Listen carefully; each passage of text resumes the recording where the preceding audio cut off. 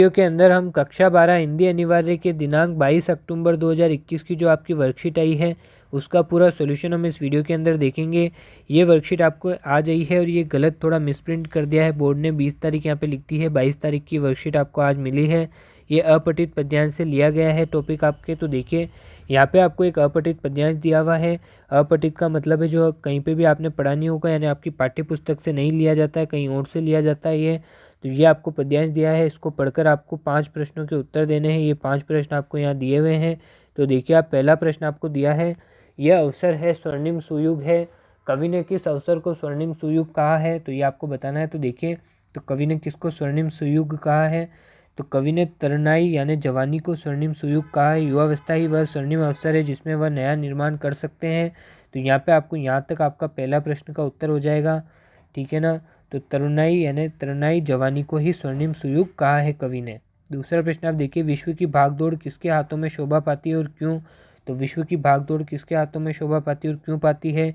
तो विश्व की भागदौड़ जो तरुण यानी युवक है उनके हाथों पर शोभा पाती है, क्योंकि युवावस्था में दृढ़ता, जोश, उत्साह, शक्ति, सामर्थ्य अपने चरम पर यानी सबसे ऊपर और पर होता है। दूसरी जो अवस्था है उनसे सबसे अधिक इनमें जोश, उत्साह, दृढ़ता, शक्ति होती है और सामर्थ्य होता है। युवा में स्थितियों को बदलने की क्षमता होती है, इसीलिए इनको जो दुनिया की भागदौड़ है वो उनके हाथों में होनी चाहिए।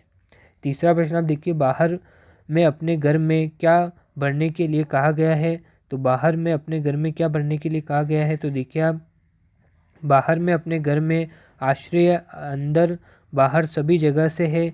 कवि सभी जगह करुणा, शांति, सुख और प्रेम को कह रही है। ये थोड़ा गलत मिसप्रिंट हो गया है। यहाँ पे आप देखिए कि इसमें आपको क्या भरने को कहा है, तो उसमें करुणा, शांति और सुख प्रेम भरने को कहा है।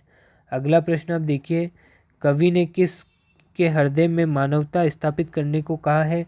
तो कवि ने किसके हृदय में मानवता स्थापित करने को कहा है? तो देखिए आप चौथे प्रश्न का उत्तर ये आपके हो जाएगा, मनुष्य के शरीर पर नहीं बल्कि उसके हृदय पर, उसके विश्वासों पर, श्रद्धा और भक्ति पर तथा प्रेम भाव पर राज्य करती है, वह स्थायी होती है।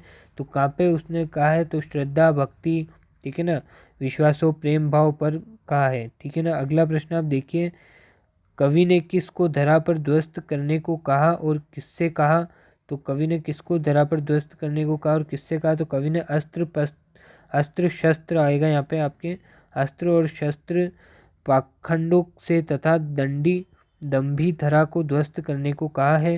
तो दंभी धरा को ध्वस्त करने को कहा है और किससे कहा है? तो उसने कहा है अस्त्र शस्त्रों से, पाखंडों से कहा है, ठीक है ना। तो ये आपके पांचों प्रश्न के उत्तर हमने करा दिए। तो कैसी लगी आपको वीडियो कमेंट में ज़रूर बताएं। मिलते हैं नेक्स्ट वीडियो में।